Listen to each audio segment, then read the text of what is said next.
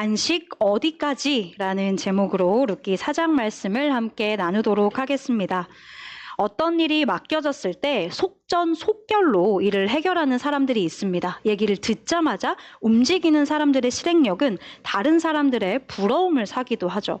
오늘 본문에도 대단한 실행력을 보여주는 한 사람이 등장하고 있어요. 이 장면이 영화에 나온다면 한 남성이 집중한 눈빛과 긴장한 얼굴을 한 채 바쁘게 발걸음을 재촉하는 장면이 역동적인 카메라 움직임에 담길 것 같습니다. 본문에서 빠른 실행력을 보여주고 있는 그 남자는 보아스입니다. 앞선 3장에서 어떤 일이 있었죠? 룻이 보아스를 찾아갑니다. 자신과의 결혼을 통해 기업을 무르어 주라는 부탁, 안식을 위한 청혼을 하기 위해서였죠. 이때 보아스는 룻에게 긍정적인 대답을 해요. 보아스가 기업을 무르든지 아니면 보아스보다 기업을 무르기에 더 가까운 친족이 한 명 있는데 그 사람과 얘기해서 그 사람을 무르게 하든지 어찌됐든 이 사안에 있어서 자신이 해결을 하겠다고 말합니다. 그리고 그 이후에 보아스가 룻에게 했던 이 약속을 지키기 위해 즉시 움직이고 있는 것인데요. 오늘 본문 1절 보아스 성문으로 올라가서 앉았다라고 얘기하고 있어요. 이것은 보아스가 공식 재판을 열고자 했다는 의미입니다. 당시에 성문은 장로들이 모여 중요한 결정을 내리는 곳이었기 때문입니다. 그래서 장로 10명과 보아스와 또 기업을 무르기에 조금 더 가까운 친족 한 사람이 그 자리에 모이게 돼요. 재판이 시작되자 보아스가 더 가까운 친족에게 기업 무르는 것에 대해 얘기합니다. 처음에는 더 가까운 친족이 기업을 물을 것처럼 보여요. 보아스의 얘기를 듣고 나서 바로 내가 기업을 무르겠습니다 라고 얘기하고 있거든요. 그런데 그래놓고 또 갑자기 자신이 곧바로 기업을 물을 수 없다라고 말을 바꿉니다. 왜 그러는 걸까요? 듣자마자 하겠다고 했다가 왜 바로 다음에 아니요 제가 못하겠습니다 라고 하는 걸까요? 우리 본문 6절을 같이 읽어보겠습니다. 6절입니다. 시작. 자가 이르되 나는 내 기업에 손해가 있을까 하여 나를 위하여 무르지 못하노니 내가 물을 것을 내가 물으라 나는 무르지 못하겠노라 하는지라. 이유가 무엇인가요? 나에게 손해가 있을 것 같다 입니다. 더 가까운 친족이 처음에 흔쾌히 제가 기업을 무르겠습니다 라고 했던 이유는요, 기업을 무르면 자기에게 이익이 될 거라고 생각했기 때문이에요. 보아스가 이 기업 무르는 일에 대해서 어떻게 설명하고 있죠? 나오미가 남편 엘리멜렉의 소유지를 팔려고 한다라고 말하고 있어요. 근데 이 팔다에 사용된 히브리어 단어는 넘겨주다가 더 정확한 번역입니다. 따라서 지금 이 더 가까운 친족은요, 기업을 무르면 엘리멜렉의 땅이 나에게 넘어와서 자기의 소유가 늘어날 거라고 생각을 했던 거예요. 그런데 보아스가 그 직후에 이 기업 무르는 일에 대해서 더 설명을 해주는 걸 들어보니 그게 전부가 아닌 겁니다. 땅만 넘겨받는 게 아니라요, 과부가 된 나오미를 봉양해야 하고요, 이 나오미의 며느리인 이방 여인 룻과 결혼을 해야 하고요, 만약에 자기와 룻 사이에 아이가 생기면 자기의 재산으로 그 아이를 양육한 후에 자기가 받았던 땅도 그 아이에게 줘야 하고 나중에 자신의 재산까지도 그 아이에게 주어야 하는 상황이 발생하게 된다. 이걸 다 듣고 보니까 자기가 처음에 했던 계산이랑 너무 안 맞는 거예요. 내가 남는 장사인 줄 알고 수락을 했는데 알고 보니 내가 완전히 손해보는 장사라는 거죠. 이 복잡한 사실까지 알게 된 순간 더 가까운 친족이 말하는 겁니다. 나는 못합니다. 얼마나 손해보기가 싫었던지 6절에서 나는 못한다는 말을 친족이 2번이나 반복해서 이야기하고 있어요. 이처럼 더 가까운 친족이 자신의 기업무를 의무를 포기했기 때문에 그 의무가 그 다음으로 가까운 친족인 보아스에게 마침내 넘어오게 되는데요. 보아스의 답변이 무엇이죠? 내가 무르겠다입니다. 이 상황에서 더 가까운 친족의 거절은 보아스의 무르겠다는 대답을 더 두드러지게 만들어요. 더 가까운 친족이 자신이 손해보기 싫어서 안 하겠다고 했잖아요. 더 가까운 친족이 받아야 했던 손해가 보아스가 기업을 무르면 보아스에게는 없을까요? 보아스에게는 해당 사항이 없을까요? 똑같이 있습니다. 게다가 나오미의 기업을 물을 때 발생하는 손실을 더 가까운 친족에게 알려준 사람이 보아스예요. 보아스는 자기가 기업을 물으면 어떤 손해를 받게 될지 이미 그 누구보다 속속들이 자세하게 알고 있었다는 사실을 이 이야기가 알려주고 있어요. 하지만 이 사실을 알면서도 보아스는 기업을 물으겠다고 말하는 겁니다. 모든 손해를 자기가 다 받으면서라도 룻과 나오미의 안식을 회복시키겠다라는 의미예요. 여러분, 이 지점에서 보아스는 누군가의 그림자를 보여주고 있습니다. 누구인가요? 예수님이에요. 보아스는 앞선 1, 2, 3장에서 계속해서 룻과 나오미에게 헤세드를 베풀어요. 하나님의 사랑, 인애, 자비, 약속에 근거한 신실한 사랑을 나타내고 있었습니다. 사랑을 베푸는 통로예요. 그런데 이게 단순한 통로가 아니라요, 하나님이 어떤 분이신지를 보여주는 그림자로 나타나고 있어요. 하나님의 모습을 보아스가 하고 있다라는 의미입니다. 그래서 어떤 학자들과 목사님들은요, 룻이 청혼을 하는 장면이 있었잖아요. 당신의 날개로 나를 덮어주세요. 옷자락으로 덮어주세요. 이 말을 룻이 할 때 사실 룻이 이렇게 말한 거라고 얘기해요. 당신이 하나님의 날개를 가진 나의 하나님입니다 라고 말하기까지 했다라고 해석을 하는 경우도 있습니다. 보아스가 계속해서 하나님을 보여주는 역할을 하고 있었다는 것이죠. 그런데 이렇게 하나님이 어떤 분이신지를 보여주는, 알려주는 보아스의 그 절정의 모습이 바로 오늘 본문에서 나타나고 있어요.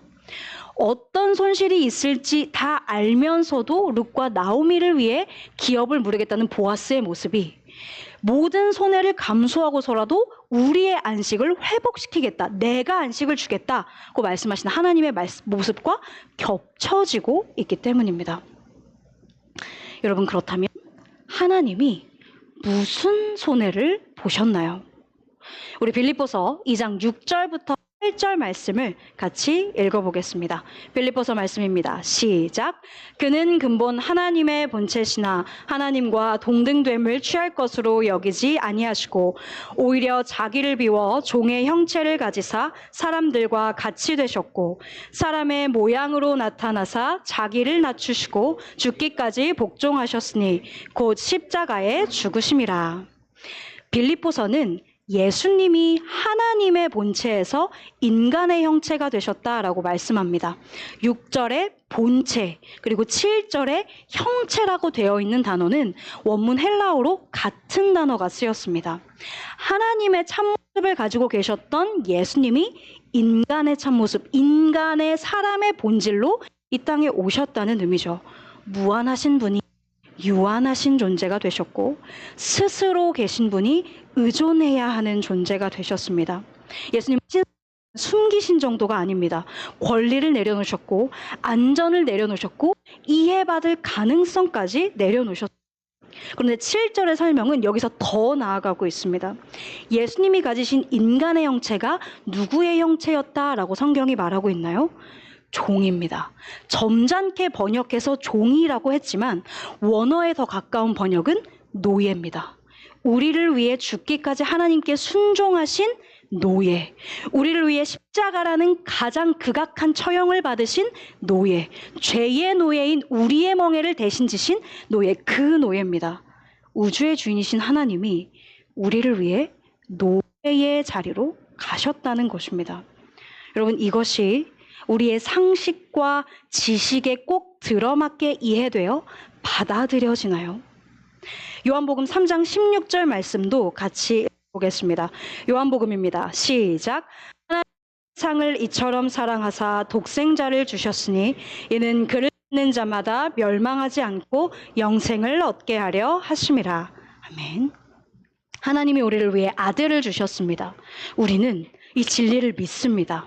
이 진리를 좋아합니다. 이 진리를 더 알아가기 위해 노력합니다. 하지만 그것과 별개로 우리가 이 진리를 완전히 이해할 수 있을까요? 지금 예배하신 성도님들 중에 부모님이신 분들이 계시죠. 조금 외람된 질문일 수도 있을 것 같지만 질문을 해보겠습니다.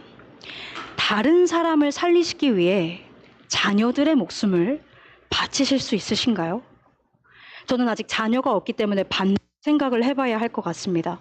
저희 부모님이 다른 사람을 살리기 위해 나를 희생하며 그 일을 할 수 있을까라는 질문을 해봤을 때 저희 부모님은 그렇게 하실 수 없을 것 같습니다.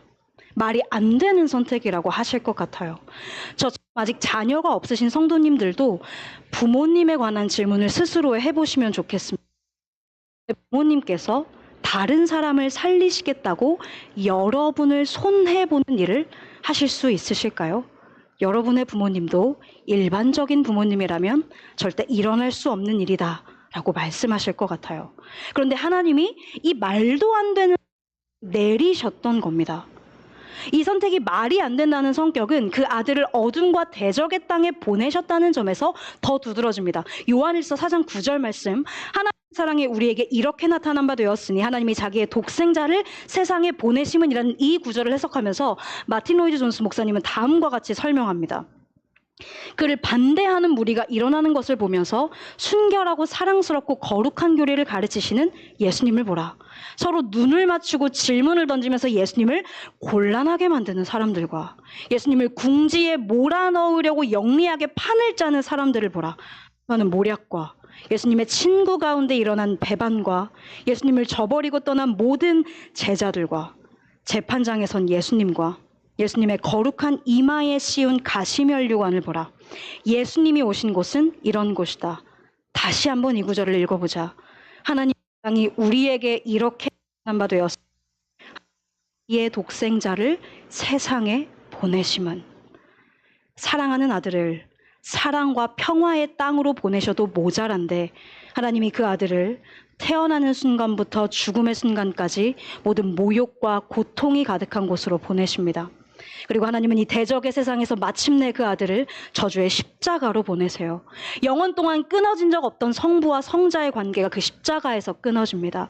사랑의 하나님이 그 순간에 자신의 아들을 버리시고 예수님은 아버지로부터 버림받은 존재가 됩니다. 신학자 심상법, 이 순간, 이 십자가의 순간에 하나님이 아들을 버리신 폐륜의 아버지가 되셨다라고 이 사실을 표현합니다. 누군가를 사랑하는 길에서 최악의 손해를 감수한다는 것이 무엇일까? 우리가 얼핏 생각하면 처음에는 그것이 잘 생각이 나지 않는 것 같아요. 주변에서 그런 사랑을 보기도 힘들고 내가 그런 사랑을 하기도 힘들죠. 하지만 우리는 그 사랑을 사실 알고 있습니다. 그 아들을 주신 하나님 받고 자신을 주시며 아버님께 버림받은 예수님에게서 우리가 받기 때문입니다.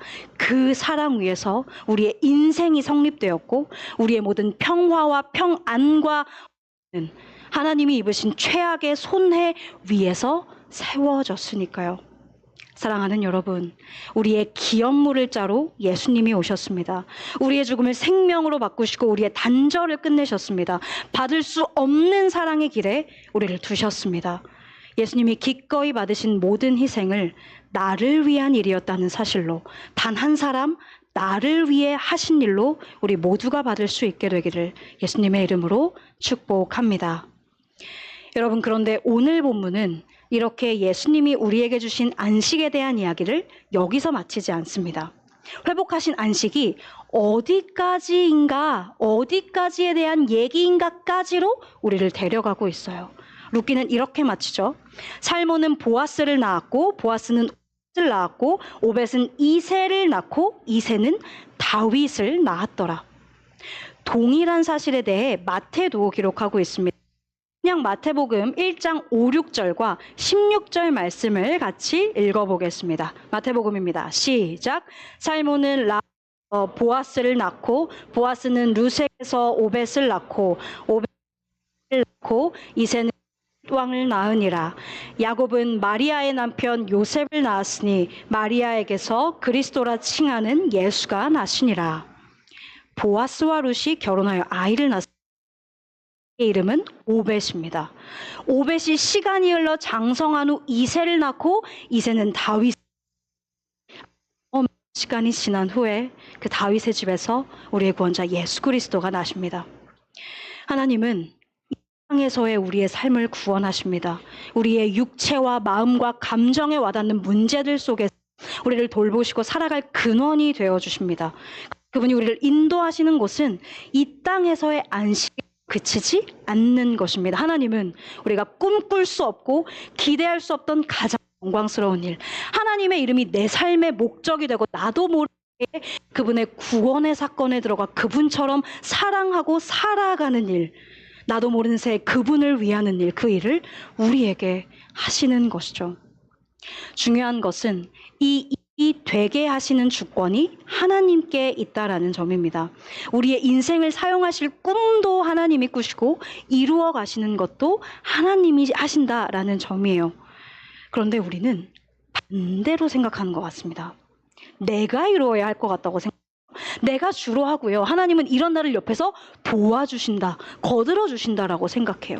물론 이 말을 입 밖으로 직접 내지는 않습니다. 은혜롭지 않죠, 그런 말. 우리 같이 있을 때 하나님이 하십니다. 다 하나님이 도와주시는 거죠. 아니, 하나님이 이끄시는 거죠. 다 하나님의 은혜입니다 라고 말해요. 하지만 우리가 은연중에 내가 하는 거야, 네가 하는 거야 라고 생각하는 것이 드러납니다. 언제요?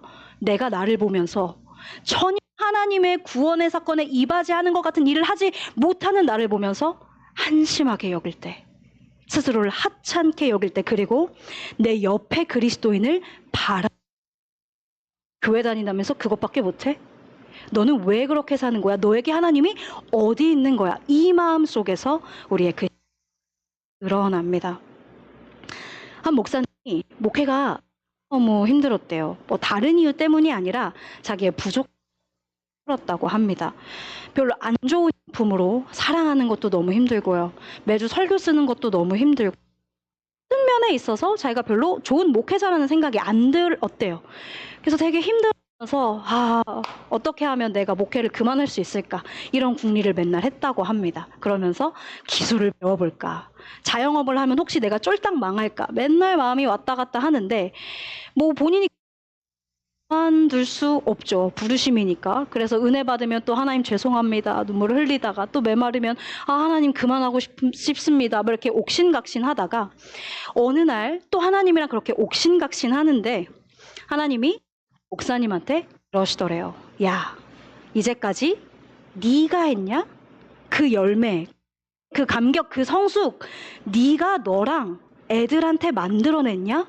하나님이 그렇게 말씀하셨다고 합니다. 하나님이 이사야서에서 말씀하십니다.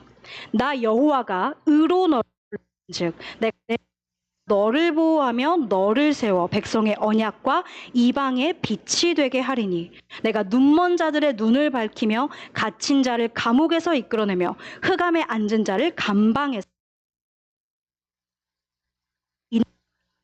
나는 내 영광을 다른 자에게, 내 찬송을 우상에게 주지 아니하리라.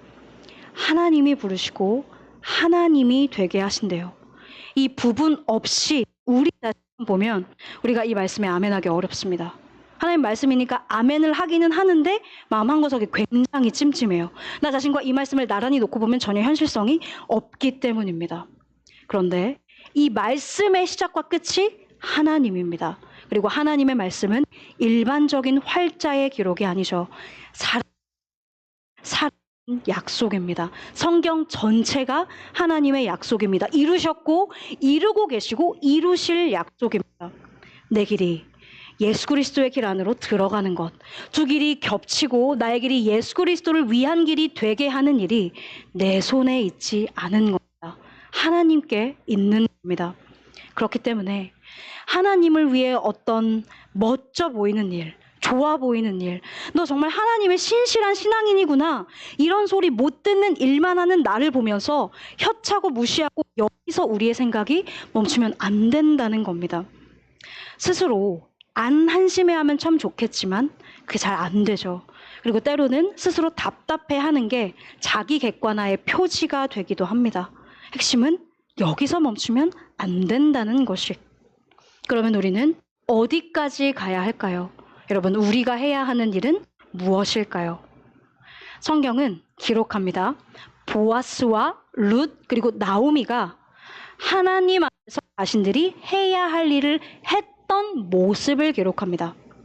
룻과 나오미는 자신의 인생이 금방이라도 터질 것 같은 가장 약한 촛불처럼 느껴졌어요. 무지막지하게 흔들리고 자신이 서 있던 땅이 무너지는 것 같이 느꼈을지도 모르겠습니다. 하지만 그들이 그때 무엇을 합니까? 하나님께로 갑니다. 그들이 할 수 있는 딱 하나의 일이면서 가장 중요한 일을 했습니다. 보아스는 무엇을 했나요? 자신이 하나님의 사람으로서 실천해야 했던 헤세드, 그 인애를 했습니다. 율법에서 하나님이 생명을 말씀하셨지, 사랑을 말씀하셨지, 그 마음을 내가 룻과 나오미에게 베풀어야겠다. 그래서 그렇게 했습니다. 보아스가 이 헤세드를 베풀면서 내가 이걸 베풀어서 나중에 오실 메시아의 족보의 기록이 될 거야, 그분이 오실 길을 준비할 거야, 이걸 꿈꾸지 않아요. 상상도 못했을 겁니다. 그들은 그냥 그 시간에 그 상황에서 자기 한 사람의 인생 속에서 해야 할 일을 했어요.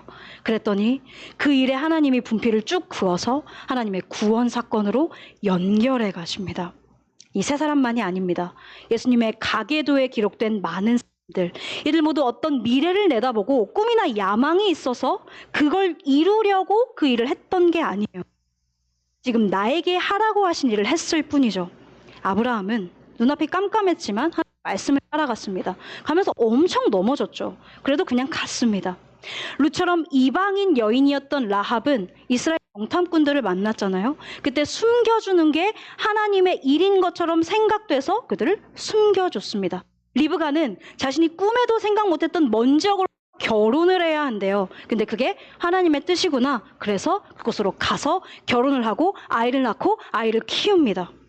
이 사람들에게 특별한 것이 있습니까? 없습니다. 하지만 내 눈앞에 보이는 걸 했더니 하나님이 그것들을 엮어서 하나님의 큰 그림 안에 들어오게 하셨습니다. 완전히 새로운 차원의 인생으로 상상을 뛰어넘는 안식으로 그들을 이끄셨어요. 사랑하는 여러분, 하나님이 아들을 주시고 예수님이 자신의 생명을 주셨습니다. 우리를 위해 모든 희생을 당하셨습니다. 여기까지 우리를 데려가시려고 그렇게 하셨습니다. 스스로가 답답하신가요? 내 옆에 사람에게 너는 왜 그것밖에 못, 네가 그리스도인이 맞냐 말하고 싶으신가요? 하나님한테는 하나님 대체 어디 계십니까? 왜 더 짠하고 나타나지 않고 왜 우리에게 기적과 능력을 허락하지 않으십니까? 불만이 생기시나요? 룻기는 기록합니다. 살몬은 보아스를 낳았고 보아스는 오벳을 낳았고 오벳은 이새를, 이새는 다윗을 낳았더라. 비어있는 나오미의 인생을 하나님이 영광으로 채우십니다. 죽음으로 시작한 책을 하나님이 생명으로 끝내십니다. 그냥 아니라 영원한 생명의 시작 예수 그리스도입니다. 말씀을 맺겠습니다. 최은영 작가는 소설 밝은 밤에서 작가 이렇게 마칩니다. 3년 만에 책입니다. 소설 책이라는 몸을 입을 때 나는 늘 내 역할은 작가의 말을 쓰는 지금 여기까지인 것 같다. 책은 책의 운명을 살 것이다. 소설가들이 그럴 때 그 안으로 완전히 몰입해 들어가서 세계를 만들어, 그럼에도 출판을 하고 나면 작가가 만들어 놓은 세계와 인물들이 독자들에게 작가의 의도대로 읽히기도 하지만 그렇지 않은 일도 비일비재하게 일어나는 것 같습니다. 책은 책의 길을 가죠. 예전에 우리나라의 한 유명한 작가분이 수능 문제에 나온 자기 그 지문을 풀었대요. 문제를 풀었대요. 근데 엄청 틀렸다고 합니다. 그래서 그분이 이렇게 말했대요. 내가 이 글을 이런 의도로 쓴 거야? 난 그런 적이 없어. 사람은 유한해서 자신이 그린 그림과 쓴 글과 만든 노래와도 언젠가는 이별을 합니다. 그 길이 완전히 어긋나는 때도 있습니다. 그러나 모든 시공간을 통틀어 시공간을 넘어서 유일하신 한 분은 만든 창조물과 어긋나는 길을 걷지 않으십니다. 너는 너의 운명을 살 것이다 라고 말하지 않으십니다. 너의 인생을 내가 끝까지 끌고 가서 나처럼 사랑하고 나처럼 살아가고 나를 너의 목적으로 삼게 할 것이다 말씀하시고 이루십니다. 그래서 예수님이 오셨죠. 사랑하는 여러분, 오늘부터 시작되는 우리의 일주일은 지난주와 크게 다르지 않을 겁니다. 여전히 출근과 등교는 싫고요. 여전히 나는 이상하고 나의 오만과 찌질함에 진저리를 칠 거예요. 나오미와 보아스와 오벳과 이새와 다윗으로 이어지는 그 가계도 안에서 그들의 이야기도 어떤 이상적인 할머니와 이상적인 아빠, 엄마와 이상적인 아들의 이야기는 아니었을 겁니다. 우리가 우리 집에서 보는 그 친숙한 이야기들, 지지고 볶고 서로 짜증내고 미워하고 큰 소리치고 왜 저래 진짜로 난무하는 그 이야기들, 그것들이 그들에게도 있었을 겁니다. 그들은 그 모든 짜증, 화와 큰 소리와 눈물과 한숨과 뾰루퉁한 입속에서도 했습니다. 때로는 힘없이, 때로는 지금 자신이 어떤 선택을 내리는지도 잘 모르면서 흐릿한 가운데도 하나님을 선택했습니다. 그랬더니 생명의 역사에 함께합니다. 사랑하는 여러분, 우리가 우리의 오만과 찌질 속에서도 우리의 인생을 결국 하나님의 영원과 이으실 그 하나님을 함께 바라보면 좋겠습니다. 우리의 하나님이 우리의 눈에는 안 보이고 우리의 손으로 만질 수는 없지만 반대로 우리의 인생은 그분의 눈에 보입니다. 그분의 손에 우리의 인생이 잡혀 있습니다. 이 사실을 기억하는 우리 모두가 되기를 이름으로 축복합니다.